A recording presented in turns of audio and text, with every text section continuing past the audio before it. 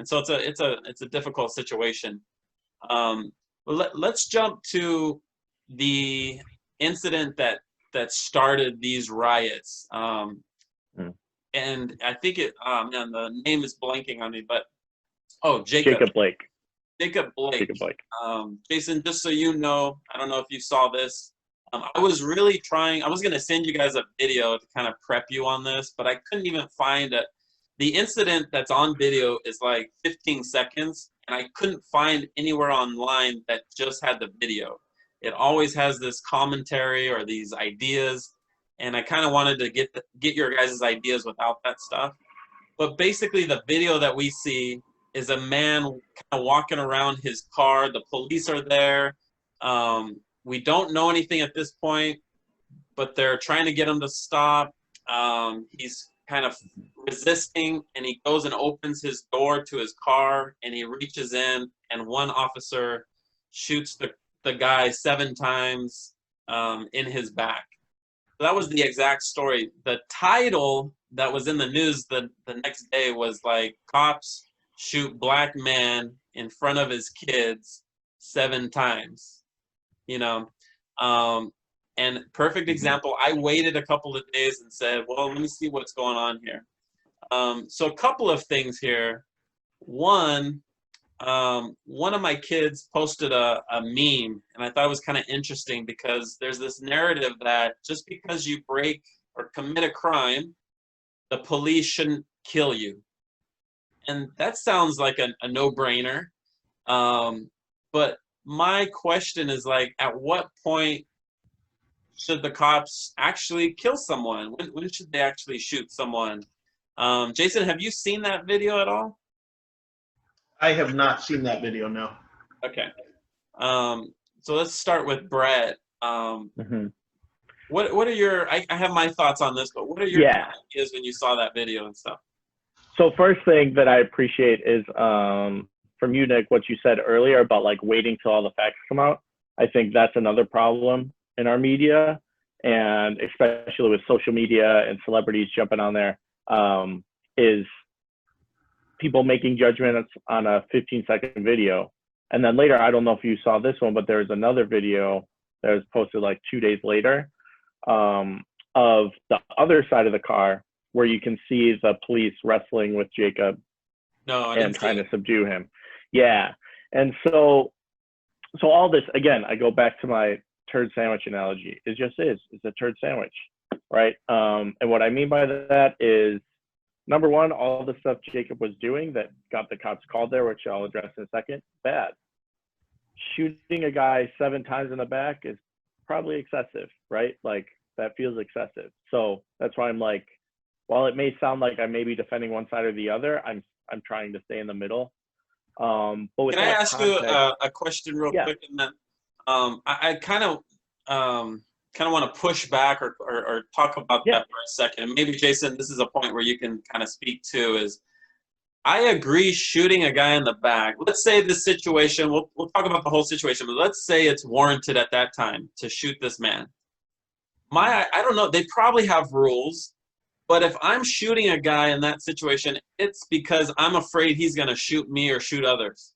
I'm going to shoot him 7 times. And I don't know if that's excessive. Do you know what I mean? What do you think? Yeah. And I think, so, oh, sorry, go ahead, Jason, you want to go? Yeah. I'm just laughing because I'm thinking of Nicholas. He's going to keep shooting until the guy stops moving. I'm going to kick him, and I'm going to make sure. Yeah. I've seen the movies. I've seen the movies where you walk away and he does one of these things and you're dead. That's not happening to me. Or like Michael Myers, they cut his head off and he's still alive. Yeah. Yeah.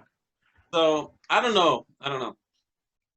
No, I mean, for me, so just being in the Army and all that stuff, for me, if I ever point a gun at somebody, it's to kill them. Yeah. It's not to injure them. It's not to do that stuff. Like, that's the point of a weapon, of a gun, is to kill somebody. So for me, I'm like, when I hear like shoot them in the leg, there's even videos of police, like body cam videos of, I remember this guy was on, I think it was PCP, something like that. And he got shot in the leg 3 times and he's still coming. Yeah. Like there's this misconception of if you shoot somebody in the leg, they're done. They can't walk anymore. Like, well, yeah, if you hit them in the right spot, maybe, but it doesn't just automatically like, oh, you know, like when your kid's like, I got you in the leg, now you can't walk. Like it doesn't work that way. Yeah. And same with, I think there's a misconception of, I don't know if you guys have ever sparred or anything like that, any kind of wrestling, but it is hard to subdue somebody. Yeah. It's not this easy, like, especially somebody that does not want to be subdued. Like it's hard On even with drugs. people. Yeah, or if they're on drugs, I don't think anything's come out about Jacob being on drugs. So on this situation, but it's like, yeah, 2 cops tried to take him down. They tried to use the tasers. They failed. And if you look at that first video that came out, they already have their guns drawn. Yeah. And he is completely ignoring that. And so for me, it goes back to personal responsibility. Like at some point, there has to be an understanding in our society that if you get to this line with police, if you are clearly disregarding their orders, at some point, you're putting your own life in your hands. Like that's my perspective. Like you can see from the video, the front cop already has his gun drawn, and Jacob goes into the car and he pulls on his shirt. And so at some point where I don't think there's an exact science to it, but it's one of those, like, we need to instill back in people, like, have your day in court. Yeah. Like if you're wrongfully being detained, if you're wrongfully this, just do it, especially now with all the video evidence. Yeah. Everybody's recording everything. Anytime flashing blue lights turn on, somebody's getting their camera out and recording it. So all that said, I don't believe 7 times was right, but I'm also like, but there has to be some margin for error. This cop is probably scared for his life. Yeah. He doesn't know what he's reaching for, right? And also all the context, when you look into it, he had a warrant out for his arrest. He had stolen the girl's keys. I believe it was his ex-girlfriend, or I'm not sure if it was the mother of his kids, but it was his ex-girlfriend. And it was also, he had sexual assault with a 14-year-old, I believe. So it's like all of these things, but yet the media, again, tries to make him out to be this hero and the cop out to be a bad guy. And I'm like, I don't think we can never talk in these situations in absolutes, right? Like, I don't know anything about the cop. I hope he's a good guy, and I hope the guy that got shot lived, which he did, as far as I know now, which is good. You know, let's look at the positive in it, that he's still alive. That's good. But it's just a mess. And there's people wrong on either side, but my problem is people jumping to conclusions and making it fit a narrative. Like we saw this with the NBA. I'm a huge NBA fan. They went on strike because of this. And I'm like, of all the things to go on strike for, like, my heart breaks for everyone involved. Like the kids, that's terrible. The kids were in the car and he's getting in the car. What if he's trying to drive away and now he has the kids in there? Like, you know, all these things, and the cops have half a second to make a decision. And then there's also, they went on strike, and my heart breaks for the girl that called the cops on him, right? Like now all these NFL players are putting Jacob Blake on their helmets. Like, what about that girl that was assaulted by him, or that was having her keys stolen from him, and now he's being made into this hero? Like, how does she feel? That's got to feel terrible. So it's just, all of it's just bad. And so again, I'm not defending either side. I just think it's important for us, as you said, Nick, like to take a second, gather all the facts, and then come to a conclusion. But I don't think anyone does that. Yeah, I think where I come from is I want the truth. I am not Republican. I am not Democrat. I'm me, and I don't want to be persuaded, but I want the truth, and I'm going to answer what I think is the truth. And we're actually, the next topic I want to touch upon is the sports and that stuff. But before we go there, Jason, what's your kind of perception? I know the other night we kind of we didn't get into it because something happened with your car and you had to take off and stuff, but we were kind of talking about the cop situation. I liked, we don't have to talk about that. But Bret, I liked what you said is I think the honest conversation is, when is that point where we do not expect the cop to sacrifice his own life in situations? Or maybe that's what we as a community want now? Are we, is that what we're saying? Are we saying that at no time, in no instance, can a cop use lethal force now? And so that might be a topic for something as well. Jason, what's your initial ideas or thoughts around a situation like that we kind of described? So, like I said, I didn't see the video of that, but I am, now that you guys have been talking about it, I am familiar with that story. And Bret said something that actually made me think. I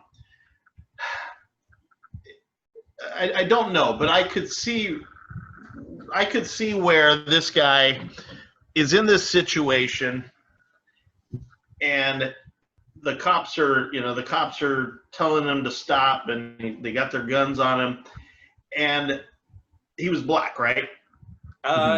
Yeah. Okay. I could see where this guy's thinking. I mean, he could see how this is going to play out. I mean, if I'm that guy, I know how this story ends. It ends with them shooting him, right? Like, I mean, that's how it happened. But before it happened, in his mind, he could have very well been thinking, dude, I'm going to get shot right now. I'm going to get shot. And so maybe he's trying to get to the car to get the hell out of there, and try not to get shot. I don't know. But,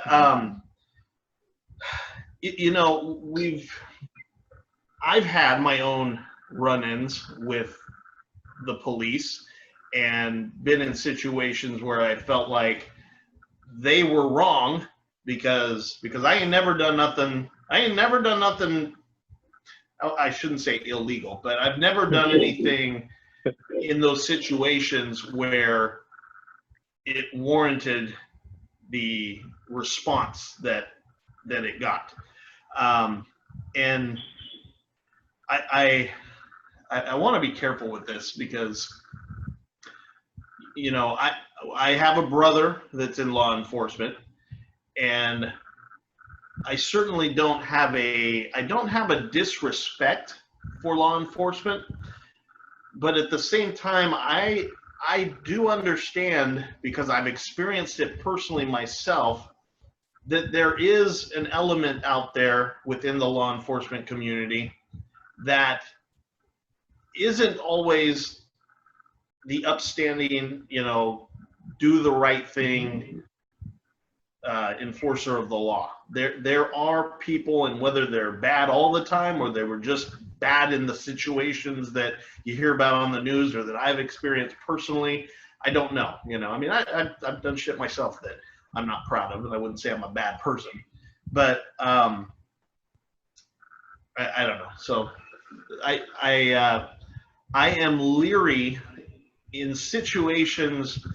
where I'm getting pulled over or a cop is confrontational. I myself am leery of those situations and just want to get the hell out of there. And I don't know if that answers. I think that's a totally natural response. I don't think anyone likes getting pulled over or even interacting with the cops. I'm sure, even guilty or innocent, I don't think anybody does. And I agree that not all cops are good, but it's also not all of them are bad. And there also needs to be kind of this, obviously in a utopia, all the cops would be perfect and make the perfect decision. They'd have non-lethal, no one would ever die. When they have to make an arrest, they make an arrest, all that stuff, right? But it's also, I totally disagree with the defund the police. I actually think I do agree with some police reform for exactly what you're saying, like weed out the bad apples, the ones that are just bad, that have a bad record, that have all this paperwork on them. Yeah, we should get rid of them. But also, I think we need to not retrain, but give more training to the police, because in many instances, we're asking them to be a social worker. We're asking them to be a counselor, sometimes even like a pastor when they show up to some of these domestic disputes. And some of these guys aren't equipped for that. And that's not their fault. That's our fault as a society for putting them in that position, right? So for me, I'm like, I don't know how this would work, but I'm like, yeah, if you have 5 shifts as a cop, 4 of them should be on the street. 1 of them should be further training in some kind of area. some kind of social work or something that's outside of the police academy that they get for the few weeks before they become a police officer. I don't think it's realistic to say that all cops have to have 4-year degrees, just based on the statistics, how many people actually have a 4-year degree. Then all of a sudden it's like, are we going to police a whole town with 12 people? You know, like, I don't have the numbers on me, but I think, yeah, reform is needed. But I totally agree. I don't think all cops are good. I don't. I think there's definitely some bad ones. And we saw that with the George Floyd, like having your knee on the dude's neck. At some point, you have to be like, I've been on this guy's neck for a long time. And so I think that's one disappointing thing for me in that aspect is I think everyone in America agreed that that was wrong, that the cop was clearly in the wrong in that situation, but yet somehow it caused division among people. And so for me, I want to see ways we as a country and as a community, and especially as the church, can come together and unite for positive good, not destroying everything and tearing everything down and calling people names and that kind of stuff. But anyways, went on a tangent. Sorry about that. No, you're good. And we can go wherever this goes. Don't worry about that. I think that's a good tangent, actually. Sorry, not to interrupt. Yeah. Well, I will interrupt because I think that's a good tangent because, you know, something like that George Floyd thing happens and it's a spark that sets off this other, you know, this movement, right? But the rioting and the world that we see that it's devolved into today is unfortunate. What would have been nice is if that would have been a spark for discussion and real change. And I haven't looked into the defund the police thing, but I think it's bad marketing because defunding the police, I don't believe that that's really what they're necessarily trying to do. I think they're trying to reallocate funds from here to this basket over there to some of the things that you're talking about. So I think part of it is lost in the nomenclature that they're using. But nonetheless, it would have been fantastic if an event like that had sparked the conversation where different groups could come together and say, you know what, this is a major issue in our community, across the nation, and in lots of communities. And we need to get our police more training, or maybe the answer is we need to get more social workers that can come and be involved in domestic disputes. I had police show up at my house one evening for a domestic dispute. Apparently a neighbor had called, and actually they were just in the wrong place. And so this is kind of sad because they were literally in the wrong place. We're dead asleep. It's 1 o'clock in the morning and there's banging on my door. And after I wake up and realize there's banging on my door. Now, mind you, at the time I lived in a gated community in a locked building, and there's somebody at my door banging on the door. So from my perspective, I'm going to that door. I'm going to that door, and somebody on the other side means to do me harm. And so I'm going to that door to handle business. It just happened to be that there were 3 armed policemen pulling their guns as soon as I opened that door. So I stood down pretty quick because, like the stories in the news, I know how that story ends. Yeah. Now, they had no business being at my house. That they were in the wrong place. But a situation like that, maybe social workers might have been a better answer with the police officer. But that could have gone real bad had I actually been the guy beating my wife. That probably would have been a real bad situation. Now I had nothing to hide, so I was like, I let him in. I mean, it pissed me off. Don't get me wrong. It really made me angry. And I don't know if I would handle that situation the same way, put in it again. But anyway, there definitely needs to be change. And I think these situations come up and they make the news headlines in the news. And it would be much more productive if people could get together and actually sit down and iron out a plan to make the change versus go burn the cities down.